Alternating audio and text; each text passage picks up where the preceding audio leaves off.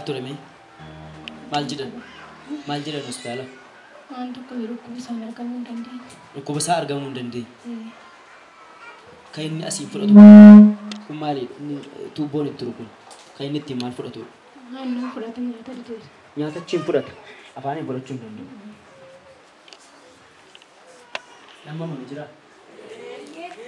Nama mana jira? Kanaan booda haruma nyaata malee afaanumaan haruma namni kan biraan nyaatu. Haruma si nyaatu jalqabaa. Harkab kaasa. Yaa Abbaayidhaa. Ilma kee Yesuusiin biyya lafaaf warri du'an akka ka'aniif laattee mucaan kun maqaa kanaan maqaa Yesuusiin ammaa jalqabee hafayyuudha. Jesus. Harkatti qabaas.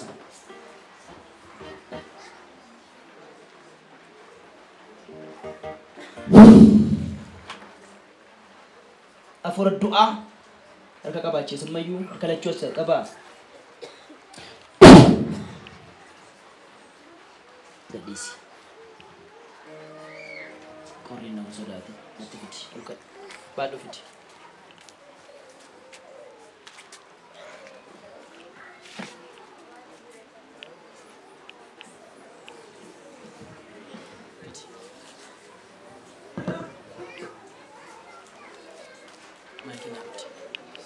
Du'a kaasuun hojii keeti.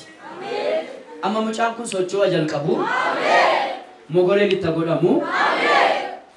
Afurri isaa, foonni isaa, lafee isaa, maashaan isaa hunduu iddootti deebi'u. Ilma kee Yesuusiin waan kabajjeef galanni siif haa ta'u. Afura qulqulluu hojii kee waan hojjetteef ulfaadhu.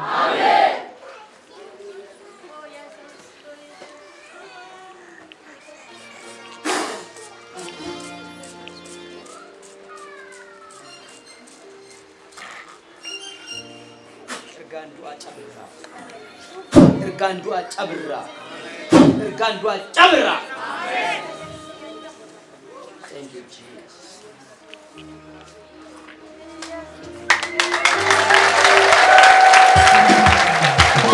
It is Torage!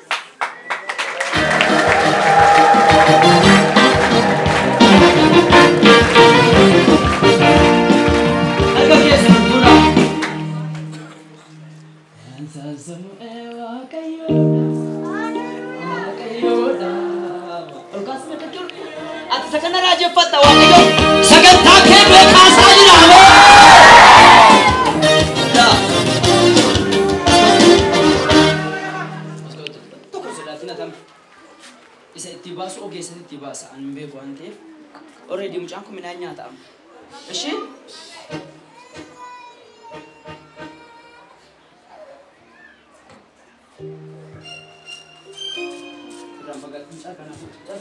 Bayra! Harkatti qabaa ishee matti. Isheedhaaf qoricha du'a akka isheen duutuuf isheedhaaf kaa'amee gara mucaatti goree dudduuba godhate. Fura qulqulluu gargaara. Jesus!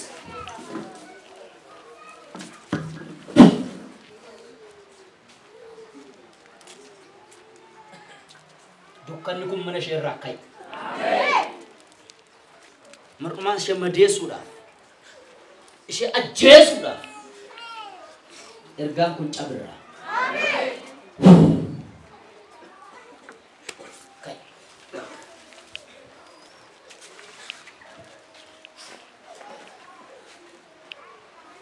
Hammamiif akkas ta'e mucaan kee? Torban sadii Phaawulosin keessa ciise. Torban sadii Phaawulosin ciise. Midhaan nyaatu. Aannan duwwaa karaa tuubboo kanaa fudhata.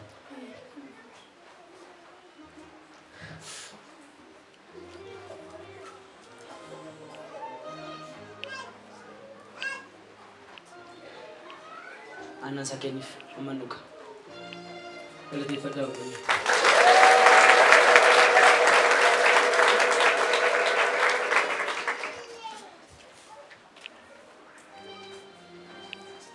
Namni galateeffatu jira ammas.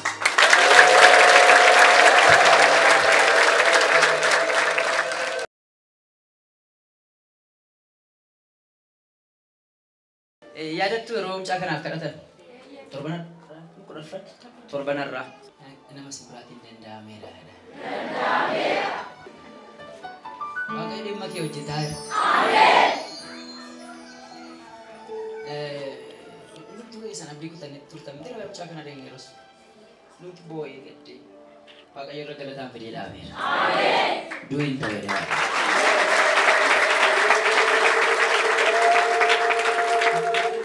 Merasa sesi gargara. Maqaan koo Qabbanii jedhama. Kan inni dhugaa bahu waa'ee mucaa kanaadha. Baay'ee dhukkuba ture. Dhaloota isaatii ka'ee qoromsa gurguddaa qaba ture. Qoromsi kun immoo lolumadha.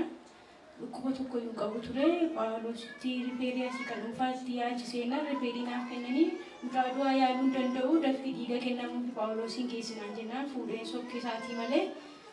Akkuma tasaatti fuudhee sokkine gaafa achi geenyu kutaa diingatanya emerjensii kan jedhamu gashinee achitti hanga sa'aatii afuriitti furmaata argachuu hin dandeenye amma lafi bari'utti jechuudha dhiiga isaa fuudhanii ka'anii akkasumatti ilaalu bakka hojicha hojii seexanaa waan ta'eef hundumtuu garamatti jabaata bakka narkumatti ilaalaa mucaan garuu du'aadhumadha. Bakkaanis waan hin godhu qabu Waaqayyoon nan kadhadhaa nan cannaqama mucaan utuu nyaatiin torbee meeqa ta'eera nyaata jechuudha. Isa booddee gaaddeenyaan koo tokko jirti achi keessaa abbaan manaa koo akka tasaa karaa deemira qophaan gashee achi jechuudha asiisaatii 12 walakkaatti riifeeriidhaan fuudhee sokkee galgala keessaa jechuudha. Isa booddee kadhadhee maaloo tuubboo makara funyaanii naafa gashanii nyaatee mallee aduu dhaqinaa kadhadhuun jedhee ture. Isa booddee deemtee kadhattee turte bakka giddiitti si'a meeqatti deebi'anii Waaqayyo rakkisee Phaawulositti sin hin geesse malee siqaayii guddaa jira bakka. Isa booddee meeqatti deebitee dhufanii akkas of daddarbachaa dhufanii tuubboo keessa gashanii nyaasa keessa warra kaan baay'ee yaalu baay'eetti callaqamu garuu isa kana zimmadanii harkatti ilaalu dhukkubi immoo kan isa kanaatu caalaa jechuudha. Naan akka lola ta'e jalqabaa ta'e nan beeka waan ta'eef bakka waaquma yeroon gara fannoo ilaalu nan godhadha yeroo mucicha ilaalu garuu abdii koo kutadha gara Waaqayyoo gaafa ilaalu garuu xinnoo bakka aamlee godhadha. Isa booddeetuma callaqamu dhuftee gara sa'aatii 5 keessaa amma dhiigi wixxeetii isaa bahutti wayii kan qabu zimmeedhaa taa'anu jedhan bakka isin arganne maalis hin taane zimmenne waanuma ta'e irra akkas hirkannee hanga sa'aatii 5tti qabannee teenye bokkaa keessa sagalee jechuudha. Isa booddee dhuftee isheen tokko akkas gadditee nurkatti ilaaltee dhuftee tuubboo kana gashitee fi deebite.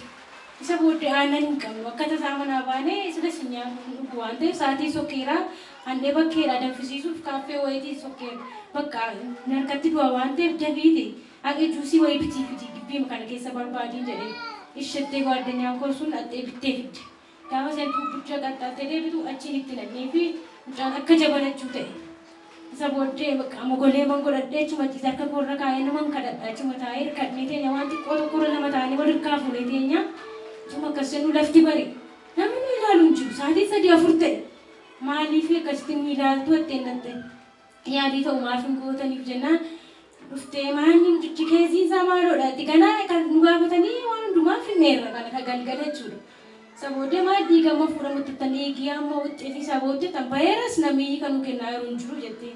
Isa booddee dhuftee gala gaggashitee ilaaltee bakka siree wayii nuu kennite dhattee siree wayii xaxxaraddee siree qabadhaa bakka doktoronni dhufanii jettee dhufanii ilaalanii maal jedhanii na gaggaafatanii information tokko narraa fudhatanii bakka gimbitii qoricha ta'uu akka kennaniif waan tokko kennaniif bakka aannan as keessa jira kan ijoollee akkasii waan ta'eef haqimiis dhabeera waan ta'eef jedhanii kan emerjensii keessa guyyaa tokko na bushanii ay wayyaa'eera waan ta'eef kutaa gara biraatti dabartanii na dabarsan. Isa booda gaafa na dabarsanii mucaan fudhachuu erga jalqabe ija banatee amma wayyaa'eera bakka amma ta'e tokko. Isa booda achitti dhufanii dhumatti wal qayyaranii yaaluu sana fuudhuu qanii torban 3 guutuu achiin ture bakka gabaabsee dubbachuu fi qanii kanatti dhiiga sila dhiigan qabatanii riifeerii naa kennan mucaan dhiigi diimaa nu meerananii garuu dhiiguma diimaa immoo keessaa fuudhu dhufanii qaniitti jechuudha. Isa booddee mucaan of dadhabaa niyyaa bakka sila of dadhabeeru immoo boo'ichatti qayyare bakka. Isa booddee tasa dabanii dugda isaa keessa akkas walitti cabsanii jira waan akka fasaashii yaadii wayii dhiiga adii natti fakkaata fudhatanii sokkan dhabaniiru bakka hamma achi ture keessatti jechuudha gaggabaabsuuf jedheen waan baay'ee jira ture isa booddee dhabanii waan tokkos nuun ilaalan bakka achumatti gatanii sadhuma nana si ajajame kun haqinii kennuufii danda'a humna ta'uufii danda'a fooyyessuu danda'a waan ta'eef asuma duraadhaan isaan galaa namaan jedhan yoo jechuudha achumatti akkumatti si ilaalu malee isa booddee wanta godhamu akka waan dhumaa baasiis babbaasnee achuma turre bakka inni abbaa manaa kusachitti naqaqqabee achitti diraama keenya argine mucaan jijjiiraman qabu achi karaa funyaanii kenninaaf utuma jedhu akkas torban sadii gaafa qabannu innumtu karaa funyaanii kenninu asiin kennine kaane sekeendii tokko tun turin karaa afaanii ba'a ba'uu jalqabe baqaatti qayyarame hin baachi ayiranii minaamin jedhanii baxabatanii nutti fidanii isa sin kennineef waqaanti bayenis defnoo kisti ba'aawole sambata ba'aawole akka defnoos ba'aawole defnool kan isa raawwatan argatti duuf ka'e bakka inni malaabba'e duuf ka'e saboodde inni abdii kutaatee gadi jedhee boo'eraate bakka cannaqamanii dhiisinaa jedhe abdii kutateera bakka inni ani immoo abdii kutachuu dadhabe baay'ee wajjin rakka darganii galatee bakka guyyaan garaatti baadhu jalqabee qaama guddaa diraama guddaa keessa hin jira garuu nuffine amma irra akkasuma jechuun malaale maal utuma sun nuffinna nuffitaa deeman akka dadhabuus ta'ee zimbe deeman gattaa Phaawulos keessa namirra duwwaa dhabeente inni kaan ortodoksii inni kaan garri caalu musliim amma mucaan kun durgatti du'aaru hakiimiinis inni kaan doktoriinis neersiin bakka tokko ilaalu bira darba isa guulaman duwwaa bakka abjii kee kutatee mucicha gaangodha ofitti naa qabiiti yoo du'e isaa du'u ani immoo bakka jilgeeffadhee kadhadhaa isaanaa arafanii jedhee natti dheekkamuu danda'u yoon kadhadhe waan ta'eef isa booddee isaan cuccufatanii rafan darsoonni warra harkan eegan jechuudha.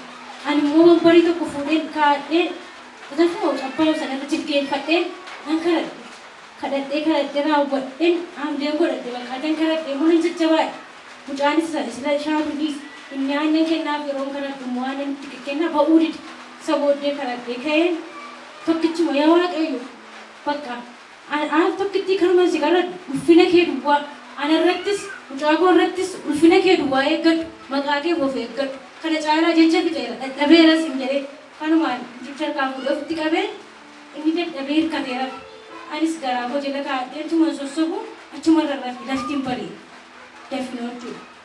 Isa booddee facaasaa sagantaanas jira jechuudha. Ganamaan hin fudhadhee baay'een obboleessi gosa obboleettii mana jiru.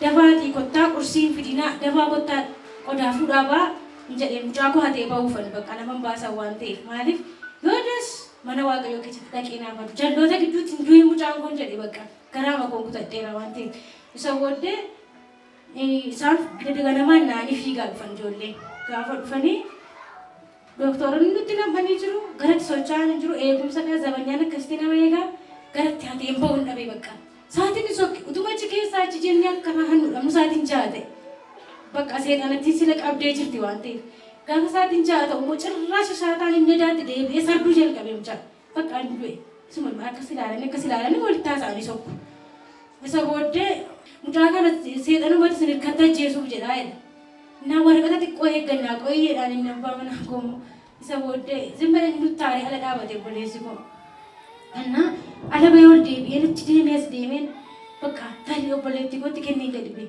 maal ta'a laata modee maal ta'e ammoo maal ta'e na bakka waan taane garuu oluma waan baasu dhabee cannaqaa jiraatti ishedheetan nan dhufee ilaaleen isaan deemuu didan achi shaatu jalqabee mastuma isaan jiranii shaatu godhee gidduudhaan mucaa fuudheen baarree bira dhaqeen waan akka teebilii tokko irra ciibsee maqaa tokko jira itti mareen tokko jira akkas fudhadheen obboleessa kootiidha inni abbaa manaa obboleettii koo qodaa hatanii abaani kuttuun deemnaatiin jedheen ishinaan jedhe achi liiftiidhaan gadi buunee fooqirra ture iddoon isaa gaafa akkas gara liiftii dhaqu kan eessa dhattore zabanyaan asii bakkeedhaatu waan ilaalamuu qaba mucaatu qaxaroo qabnan jedheen lafa naa dhufees hin beekuwan yaanni waan sammuun koo yuuba xabbaturee jira isa booddee ishi baqqaalee kolfee dhiisee niyyuu waan dubbanne dhaqaa nagaan naqaa isa booddeen baan warri bakkeerraas nutti dubbanne dabarsan taaksii enne qabanii bukkaan roobuu jalqabe isaanis akkasumaan duuka shaarraa waan tokko fuudhanii utuma isaan achi dhaabbatanii ba'anii karaa biraa isaanii liiftiidhaan bu'anii karaa biraa tannee walitti dhufne taaksiidhaan gaafa dhufnu bukkaa guddaan baay'ee rooba ture bukkaa kana dhiyeessuu illee hin dandeenye isaan shaanxaa fuudhanii darban obboleessi gurgurfamanii gochuudha anaaf obboleettiin kun nama jalatti namni nu ilaala kamaraatu bokkaa keessa namni deemu akkasitti taatee fiigaa dhufee qarqara sana taa'ee bakka duuf waan ta'eef obsaan yeroo kadhannaa eeggachuun dadhabee eenyumaan nan ka'an jedhan sodaadha. Achi paasterii achi keessaa baane achi lixan. Duukaa bu'ee bakka isa booda dhaqeen taasisee inni amantaa mucaan keen fayyaa waaqayyo gidduu galaannaan eeyyeena nama nan jedhe bakka boodas baasii nan kadhadhaa fedhanii dhufeen taa'ee achi booda bakka as baasii naan jedhanii nan kadhatanii bakka waaqayyo ammaa jalqabee mucaan kun nyaata ani itti baas ogeessitti abaasu safu nyaataa kana keessaa immoo karan itti nyaata fudhatu jedhan.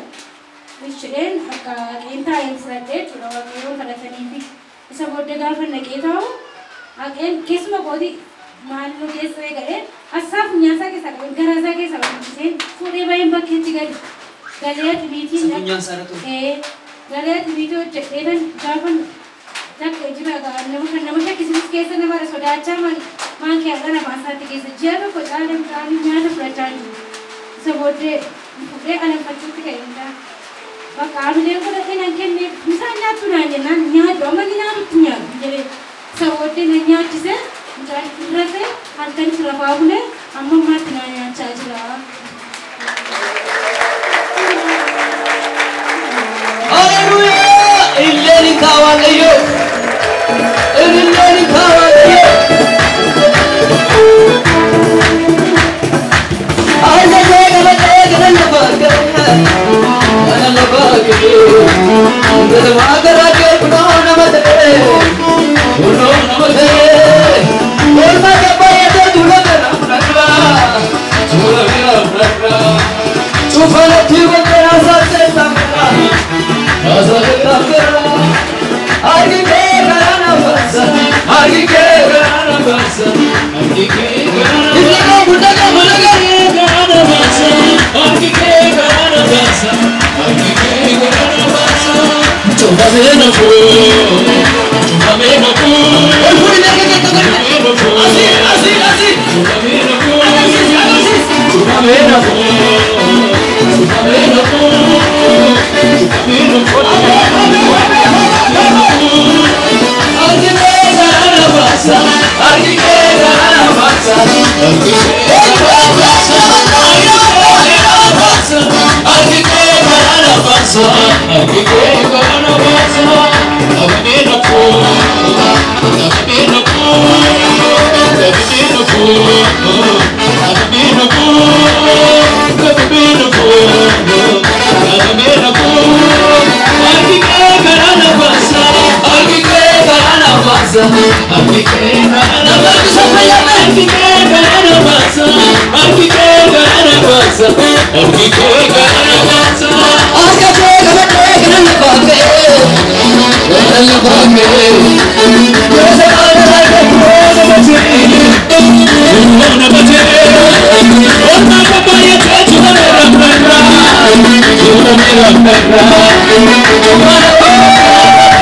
garana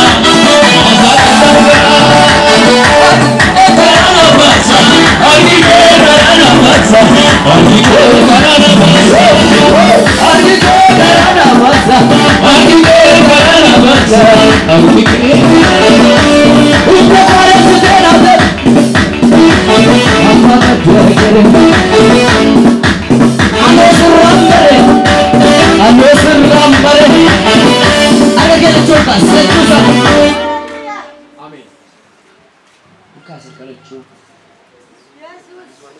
Harki kun irraa ka'ee hidhame hin taa'e. Carraan kee hidhame hin taa'e. Fayyinni kee hidhame hin taa'e.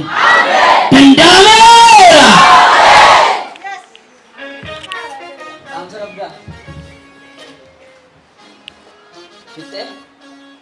Mee mucaa makii fudhadhu jibee fudhachuu. Qabadhu miti. Argatti qaba.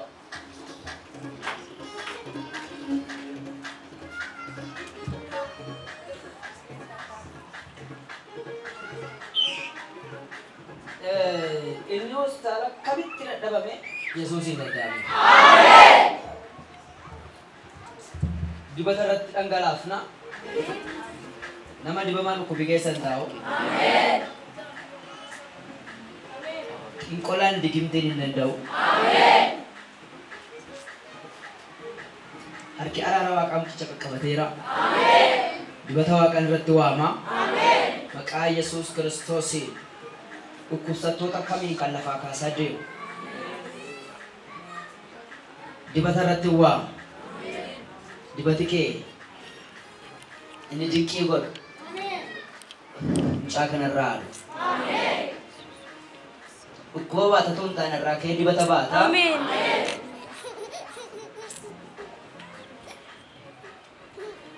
Afurri ijaa ba'umsaa isa ajjeesuudhaaf bahe galagaleera. Waraanameera. Amma afurri isa kan Waaqayyo isa diinota irratti ijaa ba'uun irraa ka'a. Xonqaawota irratti isa ijaa ba'u. Arraba isaa hiikeera. Dibataan hiikeera. Fayyaan isaa hunduu guutuu ta'eera. Adibamu harkatti qaba. Adibamu. Kaa Yesuus Kiristoos dibaticha irra kaa'e. Dibaticha irra kaa'e.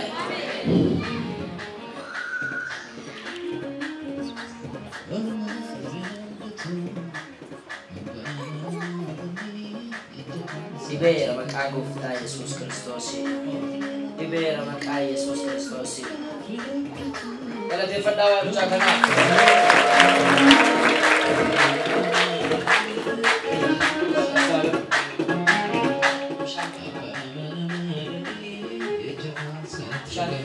Dibataa kana danda'ameera. Amma inni fixutti bishaan kanoo baasta. Kana godhe dhukkuba baatatu ta'e dibata baata bishaan. Tajaajila isaa adagamaa ta'a. Isa namni seexanni dadhabe. Guddaadha waaqa. Isa namni dadhabe isa seexanni dadhabe. Wanta har'a abdiitti kutattee jirtu bor inni karaa sii ta'a.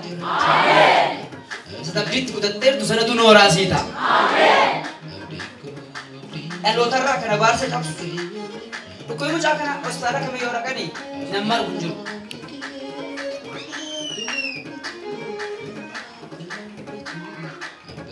Namni argu kamuu hin jiru. Biyya laas ergaa maalis ergaa. Waaqayyo keessaa waan xaxarii gurraatti fakkaatu kutee yeroo inni baasu nagee gaafas. Har'ammoo dibata irratti dhangalaase maal? Namni dibataa waan ta'u. Ameen.